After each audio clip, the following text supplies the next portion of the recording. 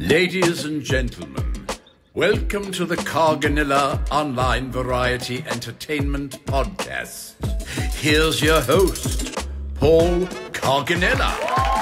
Hello and welcome to Cove. This is the online variety show in which we aim to both entertain and inspire both our podcast listeners and YouTube viewers with a variety of entertainment offerings, including music, poetry, storytelling, special guest interviews, travel blogs, and so much more. Today, I want to introduce you to the other podcast that I am a co-host of.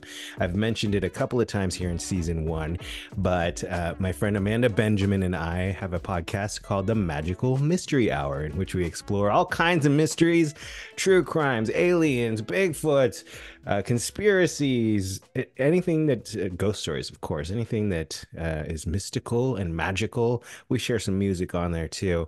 But we finished season 1. We're ramping up for season 2. We're going to start recording that here in April next month. And so I wanted to introduce you all to the show. If you've never clicked over and listened to it, the one I'm going to play right meow is actually our season finale, the final episode of last season, in which I told some time slip stories. And I hope you enjoy it. If you want to watch the video, it's on the Vodacity network. It's the full recording session.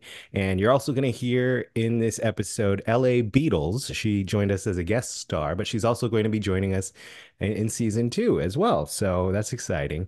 But she is, of course, the host of Unsinkable, the Titanic podcast that we have met here in season 1. So you'll hear her voice as well as my co-host, Amanda Benjamin.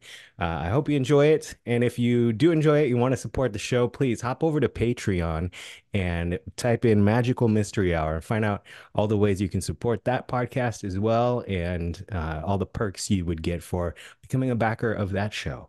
But without further ado, here is episode 27 of Magical Mystery Hour, the season 1 finale about time slips.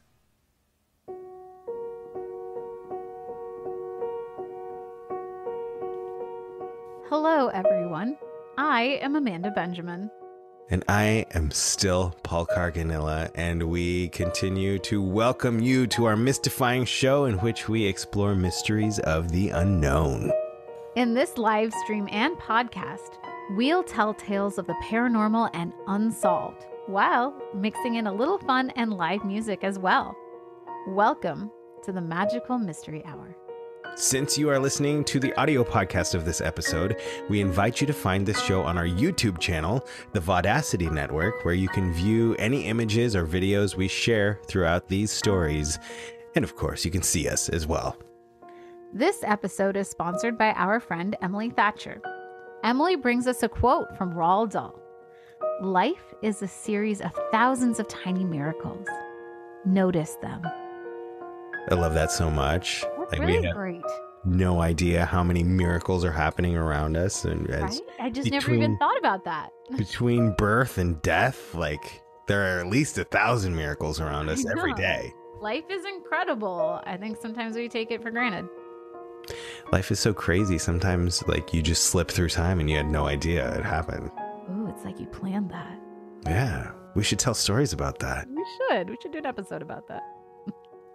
Like this one. And speaking of, this episode is the final installment of our 3-part season finale episode about the mysterious topic of time slips. And I am going to present a few super intriguing time slip stories and a cherry on top before we hit our duet and say see you next season. But I want to start where we kind of left off last episode when we did Haunted Spaces. We did some Queen Mary stories. And this is one I'm not sure if I mentioned in the last episode, but I definitely didn't go into details. A little time slip that happened to someone who worked there as a tour guide. This is told by, and I'm going to read my account because I feel like I'm doing a disservice to people by paraphrasing stories that they told online, but that we are sharing here on the episode. This is from a gentleman by the name of Bill Sauter. He was a maritime historian and archivist. He spent a lot of times with Titanic exhibitions and I've met him. I've met him. Oh, how cool. So I am so sorry to, and I'm just like, but I had an amazing conversation with him at a conference a couple of years ago. He's like Titanic expert of experts. Yeah. I've gotten to talk with him. That's so cool. Yeah. Well, he has this story that he tells on a YouTube video about Queen Mary ghost stories. He's got a few ghost stories, but this particular one seemed a lot like a time slip to me. He was working as a tour guide on the Queen Mary, and as he says it, as he tells it, it's the end of the day at sunset. We're getting ready to close the tour down and all go home. I was standing up on the bow, and the tourists are getting very sparse. You know, they're coming through every 15 minutes or so. So there's a lot of time just standing there and admiring things. You know, it's California and it's summer, so we're lightly dressed. And I'm basically looking back at the superstructure of the funnels and sort of just zoning out and not thinking about anything in particular. And then something happens. And it's very difficult to describe because it happens in a moment. As fast as you can clap your hands, it's gone. What happened was, as I was standing there looking aft, suddenly I was standing in that spot, but it's 1966. It's the end of the ship's life, and I can feel and see in a non-specific way the crewmen were in New York. It's the middle of winter. I'm freezing because I'm misdressed for the weather. There's snow on the deck. The crew is getting ready to cast off and we're heading back to England. And I can feel this depression. They've retired the Mary and they're going to retire the Elizabeth. And there's only one ship coming online, and that means guaranteed at least 50% of the crew is losing its job in a matter of months. What are they going to do? That was the ambient feeling I picked up at the same time I was seeing this. At the same time I was seeing this, I was up in the wheelhouse in the chart room, and I was looking over one of the ship's officers, and I remember he was standing at a chart table and had the chart out and a pencil and paper, and he was figuring something out. I don't know what it was. It was over like that. And at the same time, I'm down in the bakery, and I remember seeing a baker pick up a tray and put it in an oven, and then that was the image. And then I was down in the generator room. I was on the platform watching an engineer parallel two generators because they brought a second generator online, and now they're going to split the load at the same time. At the same time, I was in a cabin somewhere. I think it was one of the second-class cabins. The steward had come in to run the hot and cold water taps before passengers arrived, because if a cabin hadn't been used in a while, there's a tendency for rust to collect, and it'll bleed rusty water for about 10 seconds. You never want a passenger to see that, so the stewards had instructions to go ahead and do that. And I saw that, and bang, that was done. And in a moment, all these visions, which occurred simultaneously, there's no sound, no verbiage. There's also really no motion. It's like a series of still pictures. It was gone. It was just absolutely gone. And 10 seconds later, up comes the last set of tourists, and I give my spiel as usual. And then 5 minutes later, my supervisor arrives, and I go home. And that was his story about his Queen Mary time slip. Weird. It's so curious. This is one where that's why I was so excited for it to be someone I've met, because I know him not only through talking to him, but like seeing him on documentaries for years. And so I know that he's a very reputable, very like intelligent, sophisticated, reliable person. So it's, so that gives credence to the story in itself. But then also the idea of time slipping and then being aware of how things feel. Mm-hmm. That's such an interesting concept of like you're time slipping and you're aware of what the energy, it's like going back to what you were saying about energies. It's like, maybe it is about just energy that's emitted because he's picking up on these people's emotions. And all simultaneously and all at once. Like he sees all these different scenes from that moment in time, right? But as experienced by different crew members all at the same time, but in a different moment in time. That's really wild. I wouldn't be surprised if it was like if these things are true and they happen. Like I would not be surprised if it did have something to do with energies, because even in like ghost stories, this person's like their life energy, like the things that that happen to them, like the stronger emotions, which would to me give out like a stronger energy, cause, like a repeat, like the idea of like repeating loops of time, like a ghost will repeat this time in their life because of what happened to them, and what are ghosts probably, but energy, so it's the same thing, like time slips. I could see it having that same idea of it being energy.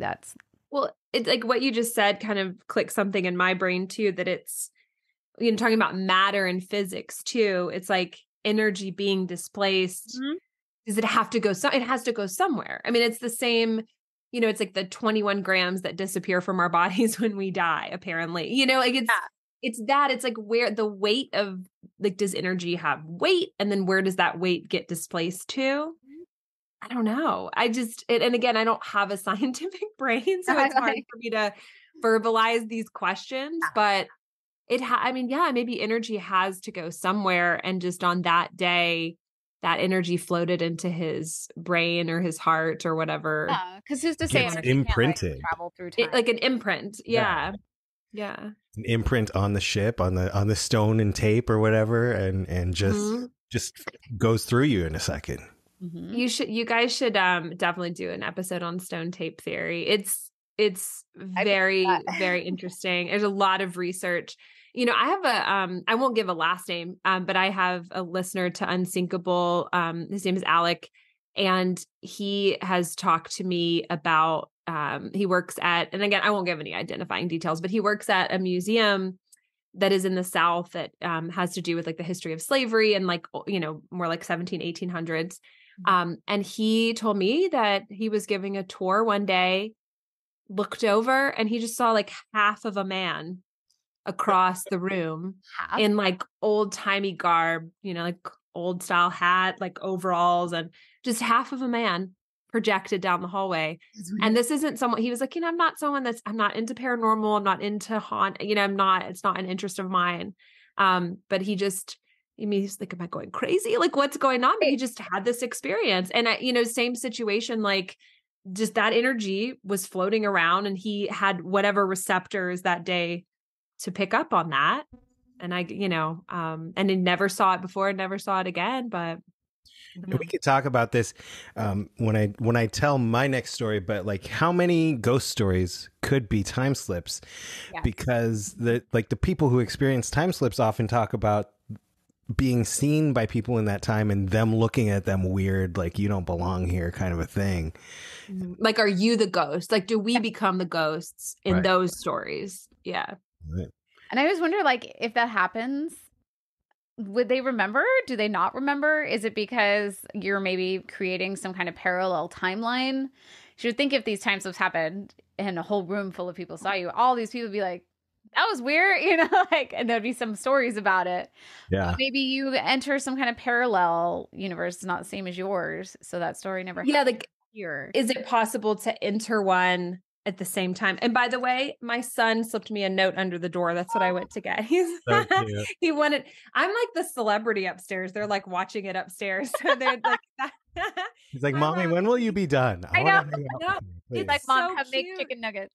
I know, right? Like, where's my dinner? No, he says, I love you. It's so sweet. I thank you, Robbie. Thank you, Lorelai, for bringing my drink. I appreciate it. Thank you, Robbie, Lorelai, and John for lending LA to us for this episode. We're having so much fun. I feel like we need to have you on every episode now. I know.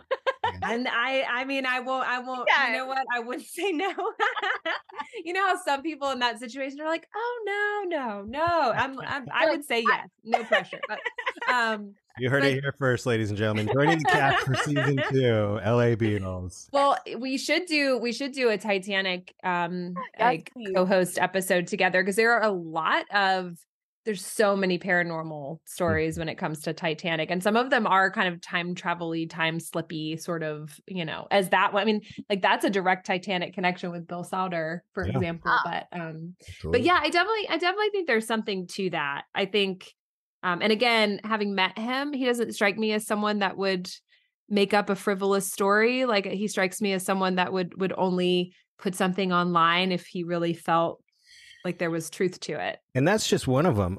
This video, I'll put the link to it in the show notes when we release the podcast, but he tells several ghost stories where there's one where he's working in the pool room and he sees a young, like a 17-year-old girl that just disappears. And then there's another one where like he feels a force like push him. And then his third story was that time slippy one. And, yeah, it's pretty wild. And we talk about places, historical places that, you know, so many feelings and so much these places have an energy, and they could possibly be recording them. And maybe some hauntings are actually time slips. Maybe they're imprints of the past. But we have another friend who had an experience on the Queen Mary. And this is one of my best friends, Dan Franklin, who we all know as a professional musician, singer, songwriter, guitar player, half of the country music powerhouse that is Franklin Wall. He released an album called The Best Ride of Your Life many years ago. I want to say 6 or 7 years ago. He probably says it in his story, but I was so blessed. He invited me to open for him as a stand-up comedian that night. And I got to make my stand-up comedy debut in the main ballroom of the Queen Mary for this show. And it was such a great experience. And Dan had an experience that night that he shared with me later. And when we were planning this episode, I hit him up and I said, hey, would you mind sending in a video, a story for the show for us to share? And he said, absolutely. And so I'm actually passing the baton off directly to Mr. Dan Franklin to tell you his story in his own words. And here he is.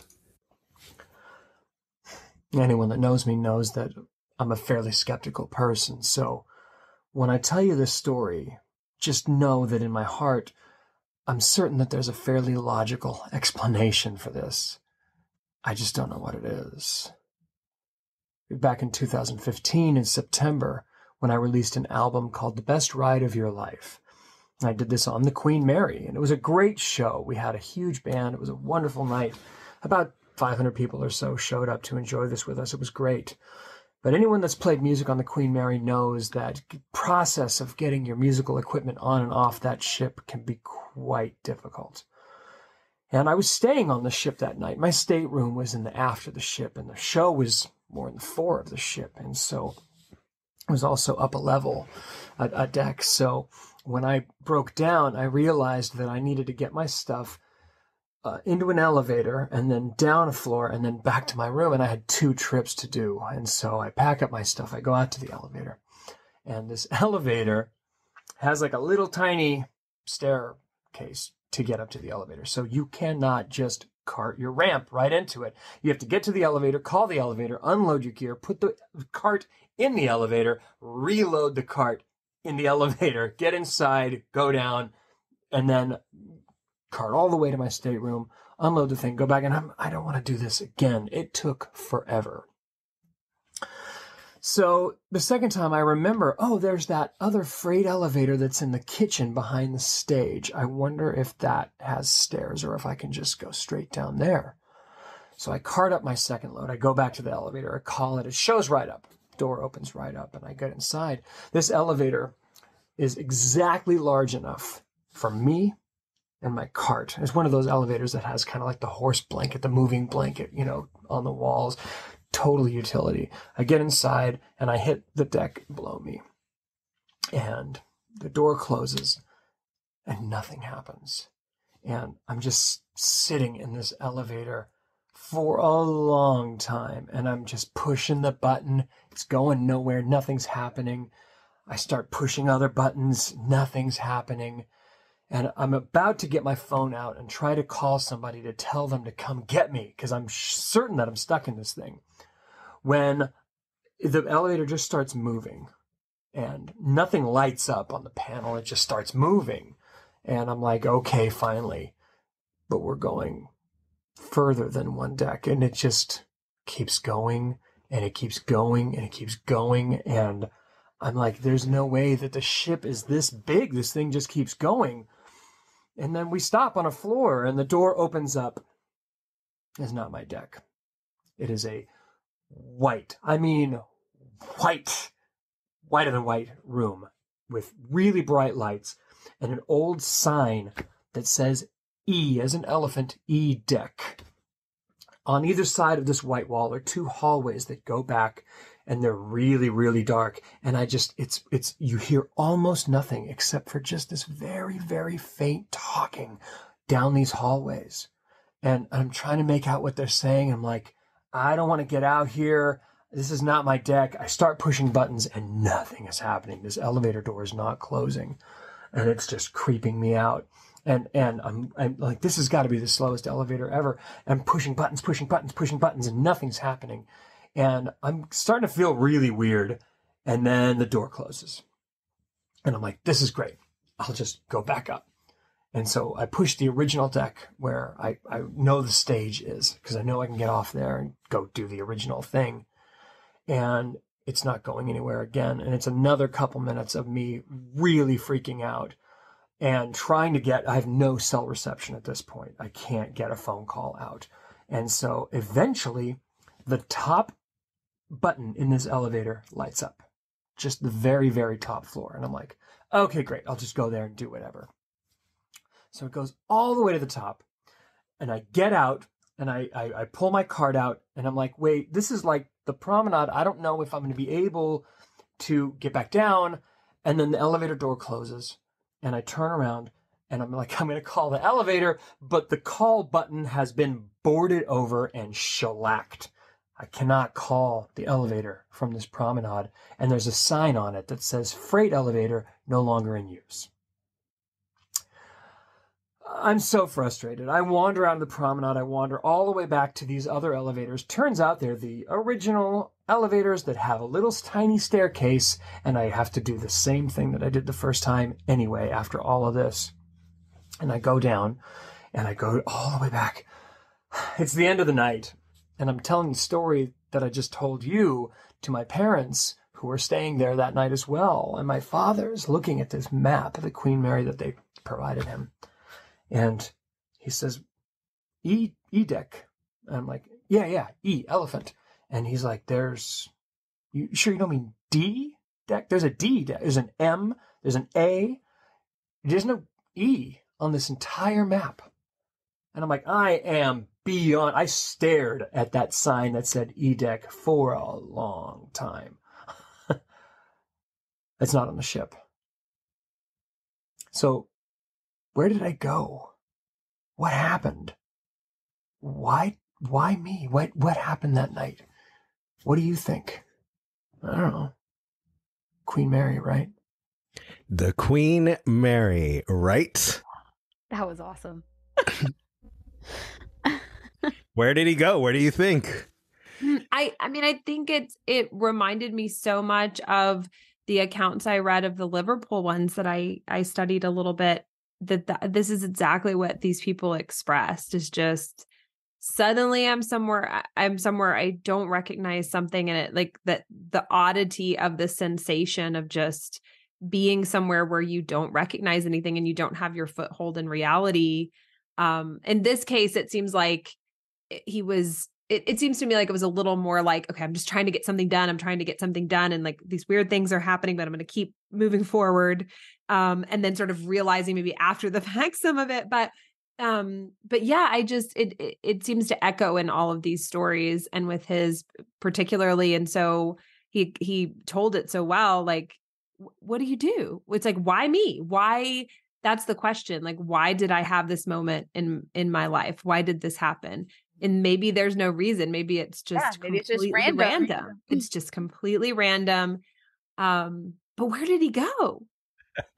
That's one thing is I don't think it's entirely out of the range of possibility that there is an E deck and they just don't put it on the map that they give people who are staying as guests. Oh, gotcha. Yeah. But yeah, I mean, the whole elevator moving on its own, not moving when you press it, that kind of stuff. I mean, that could be why it was shut down. It keeps taking everybody to the floor. We didn't tell them it was there. Listen, this elevator is taking people to 1947. So I we've know. got to Yeah, shut down. Shut it down. Shut it down, Captain. Well, thank you, Dan, for sharing that. And of course, I love the Queen Mary. And as the sequel to my original film, The Haunted Man, takes place on the Queen Mary, I'm excited to shoot there someday, as I am determined to film the sequel to The Haunted Man on the Queen Mary. But just an awesome place with a lot of great energy and a lot to be explored, a lot of mysteries. But we will shoot way up north to Canada for the next story that I found on a YouTube channel called Paranormal Rising. The episode is called Glitch Stories, Time Slip Stories number 70. And trust me, there's like hundreds of them. So 70 is probably early on. Like I mentioned, there's so many of these stories out there. I had no idea. And the way they get these stories is listeners submit them to their website, paranormalrising.com. They don't give credit, so I wish I could give credit, but this is an anonymous story that was told, and I will read it exactly as it was told on Paranormal Rising, Time Slip Stories number 70. Some friends and I used to drink in this really old, abandoned, dilapidated farmhouse. It was about a half an hour walk out of our hometown of Coldhill, Alberta, Canada. It was a place we could drink and chill all night and not have to worry about cops and stuff like that, although the house itself was a bit dangerous, if you know what I mean, because it was totally collapsed everywhere. It was pretty much falling apart. We always sat on the top floor as it was the least amount of debris, and there was a nice wide open area where we could all sit in a circle. We'd bring a flashlight, but we would turn it off since we got up in our little area. When we got up in our little area upstairs, just in case somebody happened to drive by, you'd notice something suspicious might be happening in the house. Although not even once did a car drive by ever on nights we were there. If they did, it would have been noticeable. It was miles away from any other light source, and it was dead quiet other than the crickets chirping. Anyway, one night, I'm pretty sure that it was a Saturday, probably around 2 or 3 in the morning, or around there. There was a group of 7 or 8 of us, and we heard the door open, and we heard some chatter. We were like, oh, who the heck is that? And we quickly hid our booze, sat as still and quiet as we could, and hoped that nobody was going to come upstairs. They did. And this is where it gets really, really, really weird. Although it was dark with no lights, so we could easily see each other across the room because of the moon and the starlight, and our eyes had adjusted. This Hutterite family, and for those who don't know who the Hutterites are, they're sort of like the Amish folk who are basically wearing the same style of clothes, and they live in colonies and farms and stuff like that. They come walking up the stairs. They're chattering to each other, but it wasn't in English. I think it might have been German, but I really can't say, except the 2 little girls, I guess they were around 6 or 7, they were speaking plain English to each other. They come up into the open room where we were and started looking around. We were crapping our pants at this point. There was no way in hell they would not be able to see us, just sitting there in a circle. But they didn't. They would look right at you, but it was almost like they were looking through you, and like we didn't even exist at one point. At one point, one of the little girls was standing right in front of me and said excitedly, "This is going to be my room." We were all just sitting there, frozen solid, looking at each other like, is this really happening? They continue to kind of walk around and look at stuff. It seemed like they were checking out a new house they were going to move into or something. But if you saw the state of the house, you'd know 100% that that was not the case. It was far beyond repair. Oh, and as I mentioned, it was 2 or 3 in the morning. Why would anybody bring their family to look at a dilapidated house that early with no electricity, no lights? So they walk around for about 10 minutes or so, chatting away, seemingly oblivious to us. Again, there was no way they couldn't see us. But finally, they walked back down the stairs, we heard the door open and shut, and silence. No vehicle driving away, nothing, just crickets again. We were like, did that just happen? Or where the hell did they even go? A few of us decided to go investigate. We go downstairs with our trusty flashlight, go outside, and there's nothing. No vehicle, no tire tracks in the gravel, no people, no vehicle driving away, nobody's walking away, just nothing. And this wasn't even a minute after we heard the door shut. If they were on foot, they wouldn't have made it that far. If they were driving, we would have seen or heard the vehicle pull up. And also, we would have heard it drive away, as this was a flat, open prairie grassland. You can see for miles. We would have been able to see either those people walking away or driving away without any doubt. There is no way they just disappeared like that. And at some key points to take away from this very, very strange event is that this house was miles away from other houses. There was no vehicle. It was like we weren't there. And it was like we weren't even there. We looked sketchy. Seriously, we had mohawks, tattoos, piercings all over our faces, leather jackets with nails and stuff that were coming out of our clothing. There was just no way that they wouldn't have seen us in this abandoned house at night and not been scared of us. It was also 3 a.m. Sunday morning or Saturday night. Why the heck would you walk miles through the mud with your young children to come check out a house that's an old dilapidated farmhouse at the time of the event with not so much as a flashlight? Last I heard, the house is still there, sideways from the wind. But there's no freaking way anybody in their right minds would go into trying to fix it up. It's been over 20 years since this happened, and everyone who was there, all my friends are still scratching our heads as to what happened that night because it was so strange. But that was only when I heard that it was still there. I'm not sure if it actually is still there. I tried finding it on Google Maps, but all the houses in the area are definitely occupied. It looks like maybe it was torn down and a new neighborhood was built there. And that is his story of that event. And I can't wait to hear your thoughts. Oh, I really like that one. Yeah, you did a really good job of reading that one. It was like you with the music too. It was like I like put myself there. I could like I was like sitting there having a drink at 3 o'clock in the morning, and then suddenly, you set the scene really well. How many people did you say were there? He said 7 or 8 of them. And they all saw it? They all claimed to. We've talked about so many times on this podcast, like how important shared experiences are, because it's one thing to have an experience like Dan did. But imagine a friend was with him and they could collaborate. And like we talk about collaborate, not collaborate. Corroborate. Collaborate would be making up the story. So no.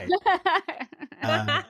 But yeah, he says they still all talk about it, and they're like, what happened to us that night? If there's 7 or 8 of them and they experienced this together. Because, if you're drinking and it's 2 or 3 in the morning, that was the first thing I thought was like, what were you drinking? But if everybody saw the same thing and still talking about it years later, that's a little crazy. A little bit. It reminds me of a story I heard on, there's a great podcast called Real Life Ghost Stories. It's actually kind of tragic. It's a husband and wife team that did it. And the husband died a couple of years ago, but the wife, her name is Emma. She's kept up the podcast, which I think is really brave of her. And she's phenomenal. Real Life Ghost Stories. Yeah. Died? He was the guy who talked like, whoa. Dan died. Yeah. She died? Mm-hmm. I used to listen to that a long time ago. Yeah. I was on a trip. It was like 2 summers ago, coming it was like a little bit out of COVID, and we were like very carefully traveling and like staying in Airbnbs and like wearing masks. But I was listening to a podcast while I was like working out in this Airbnb, and all of a sudden, like she comes on the latest episode and shares this. And I was just shocked because I had been listening at that point for a long time and loved them. But they had a story once where I think it was a listener story. And they had written in, and they bought a house that was, I think, built in the 1800s. And the kitchen, I think, was like pretty much the original, like kitchen space. But they said late one night they came in and this was probably a time slip now that I'm thinking about it. They came into their kitchen and there was a woman at their sink, and she was in kind of old timey clothing, and turned around and looked at her and looked alarmed. And that was sort of what that story was about, was like, who's the ghost? Like she had slipped into this previous existence of this house, but that woman is still existing somewhere in some realm. And to her, this like futuristic person was probably the ghost, but it sort of made me think of that, of like, just, yeah, you maybe we're existing, on in realms that are just like a hair's or just like a breath apart from one another. And maybe sometimes they just interact, and like, what is time, which is a whole nother conversation. But that's what I was too with that. Like, cause really when you start thinking about time travel and time, and like, we get more and more understanding of time, but I mean, time is really just our experience of it. Like, time doesn't actually exist. It's really weird, like the whole topic. And, I've always said, like, I always wonder if people who are psychic, or now we're talking about like ghosts or things like that, are, is it actually that some people just can experience time in a different way? Because again, it's just about our perception of it. So maybe that there's something in our brain that clicks on sometimes. Or is it, it's like, I think about like the people always say, like, like time may not be a line. It might be a circle. Each one has a different problem. There's even like a spiral. Time is a spiral. Like, and there's like different ways. Like, because we talked about this when we had the Rosa Hope on the show, when we're talking about. Oh yeah. And we talked a bit about that, and she was like, no circular time because of free will. And I was like, well, who knows? But like, who knows? I mean, it makes you think of have y'all seen the movie Arrival? Have you ever seen that movie? It's one of my. Wait, what did you say? Have you seen it, Paul? It's been a minute, but yeah. Like, I always think about that movie when I think about this question, because it's so much about like kind of what is time and what are our lives like laid out on what like we think is linear time.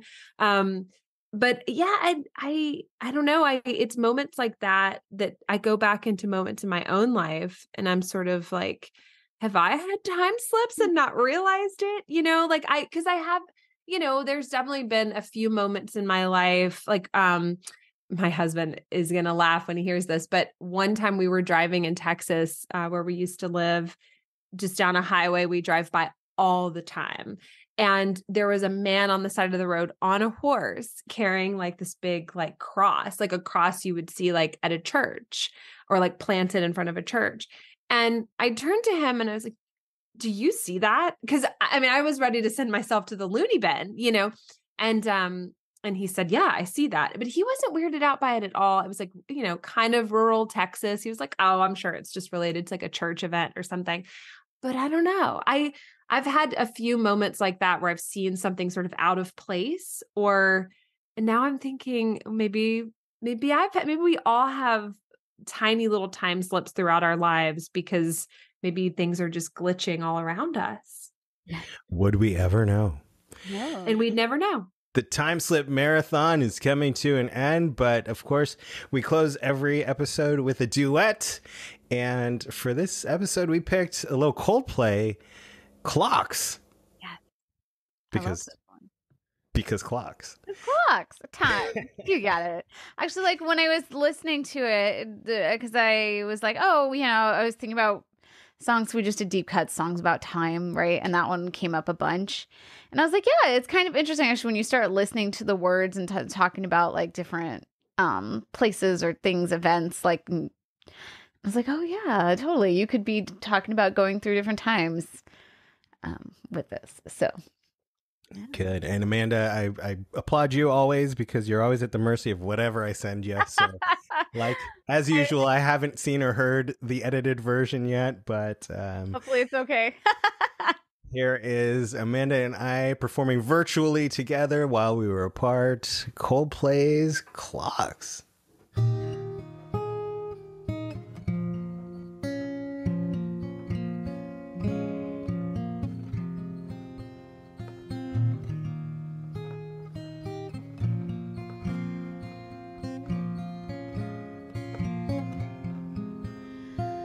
Lights go out and I can't be saved.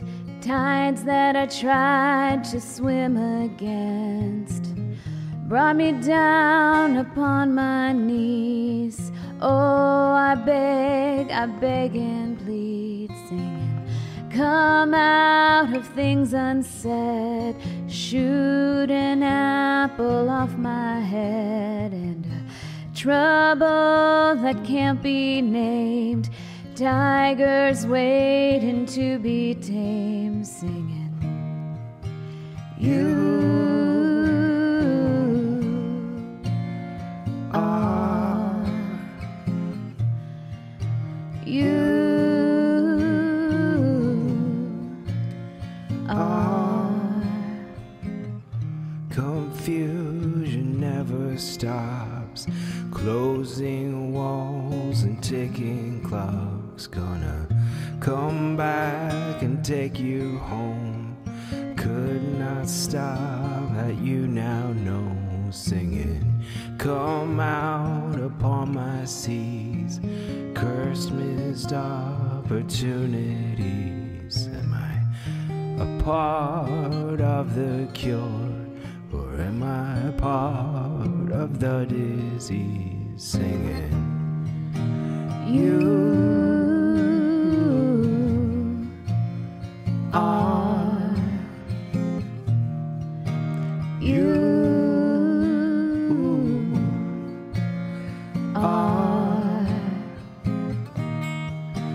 you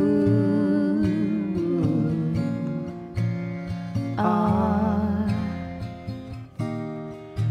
you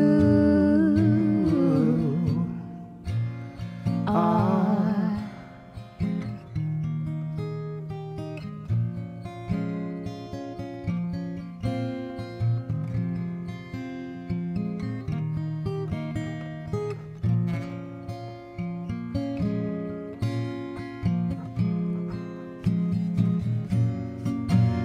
And nothing else compares.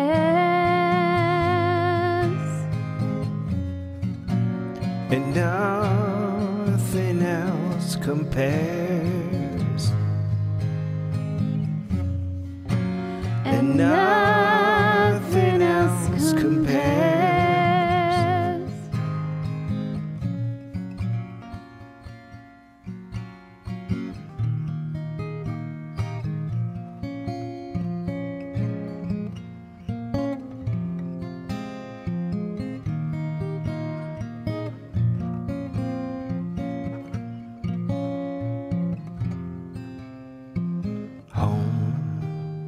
Home, where I wanted to go.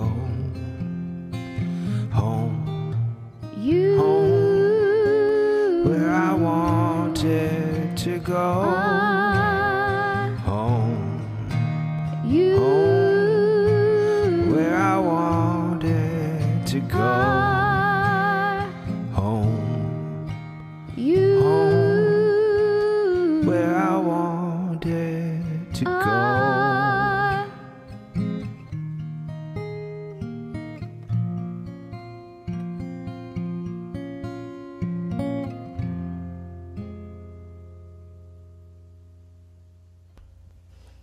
Yay. I love what you did with the end there. Oh, thanks. Good job. Amanda Benjamin for editing that together and adding herself to my madness. Thank you so much. I loved it. It was great. And I love like the same thing like we talked about earlier, like that just that little like coffee shop-ish feeling, that acoustic version of the song's so nice. Yeah. I appreciate all the work that you did, and ladies and gentlemen, give it up for our special guest today and the new cast member for season 2 of Magical Mystery Hour. We're definitely bringing it back. You joke, but I don't do it. It's not a joke. I'm not joking. No, this is so fun. And I I read a lot about the paranormal and I listen to a lot of podcasts, including yours. And so it's fun to finally be able to be on one. Like I feel like my voice, I've mostly just absorbed and consumed it, and to get to talk about it in a venue is really fun.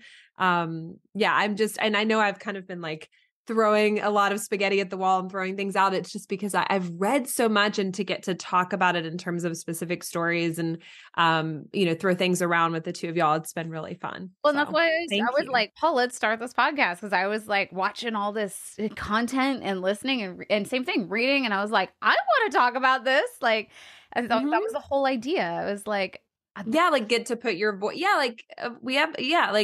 It's so, that's why it's so wonderful what y'all have done is amazing. Like create this, just a show where you showcase your talents, you talk to each other, but then you get to just throw some ideas out there about, some of it's from the internet, some of it's sort of folklore, some of it's, we live in a world where we're constantly inundated with so much information and so many stories. So it's nice to be able to talk it out and think about what it means in terms of our own lives, in terms of how we think about things or live our lives. So it's just, thank you. It's been really fun to be able to do that.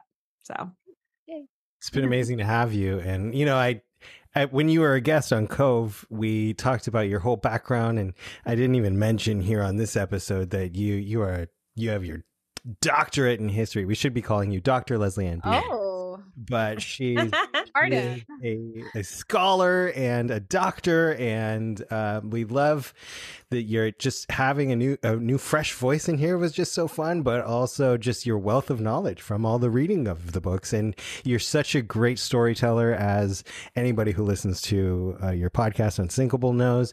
And it was just such a pleasure to have you here, and we will absolutely have you back anytime you want.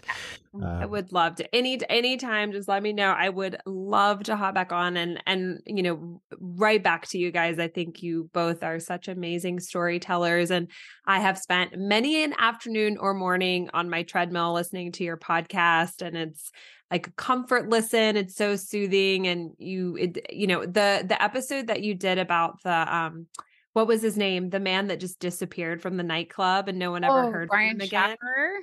Yes. I was on treadmill like one morning listening to this and just like, oh my gosh, what?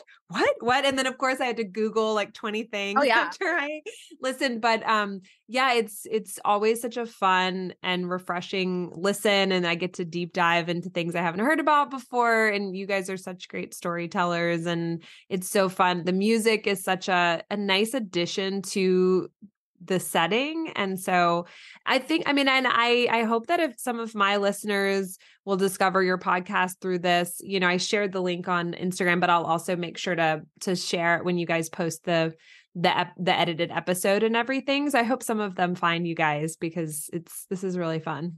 Thanks. Yeah, we hope so too. Well, they will for sure, as you are a new co-host for season 2. And then 3:00 in the morning, Amanda and Paul receive a 20-page email from LA about all of our episode ideas. Hey, no, I promise, I'm not like that. I'm not like that. Don't worry. We're not. We're like very like, oh, what are we gonna do this week? But that's how I am. But we should schedule. Like I keep like we should take this break to actually like schedule. Make a schedule, yeah. Let's do it. Yeah, that'd be smart. No, but for real, I'll open. Anytime you have something you think I might throw some perspective on, or if you want me to tell my crazy story, but yes, absolutely. I look forward. I want to hear all about your haunted house. You keep talking about it like you're going to be a guest, but no, you're going to be the third co-host. I'll do it. For real. And it's funny. I'm very busy, and I'm right. Paul knows I'm writing right now. I'm writing a book, but I will do it. I will. There are certain things. No, when you're passionate about something, you will say yes. And it's like what I talked about when we did the co-casting for Cove. You say yes when it's something you're passionate. It's like the clock will make room and make time for things when you're passionate about it. And that's how I feel about things like this. Like there's some things I wouldn't say yes to at this point in my life, but I totally would on this. So just like, but no, for real, this has been just an absolute pleasure. It's been so much fun. And it has been such a pleasure to have you. Thank you, LA, for being on the show. And thank you to everyone for joining us on this episode of the Magical Mystery Hour. This concludes the first season of the Magical Mystery Hour podcast. A huge thank you to everyone who has watched, listened, and supported the show in any way. If you've enjoyed this season's stories and don't want to miss out on season 2, please be sure you're subscribed on YouTube and your favorite podcast platform. Of course, as always, please leave a positive review and help more people who like this kind of show find our Magical Mystery Hour.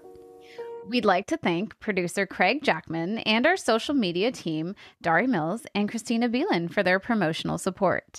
Thank you again to this episode sponsor, Emily Thatcher, and a big thank you to David Benjamin for composing and recording our theme music.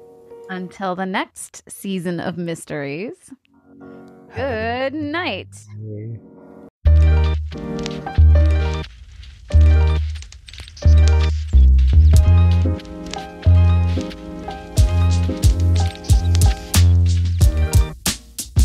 If you enjoyed this episode of Magical Mystery Hour here on Cove Podcast, please make sure you're subscribed wherever you listen to podcasts. And you can find the video, of course, as I mentioned, on the Vodacity Network YouTube channel. You can support both shows, either shows, on Patreon. Just search for Magical Mystery Hour or Cove Podcast. We appreciate all of the help. We are independently run. We do this all ourselves, and any help is very much appreciated. There's also lots of cool perks you can find there, too, for being a backer. But thanks again, everybody. Tune in next week as I present my wife and I's recent trip to New York and my New York City travel blog. We'll see you soon.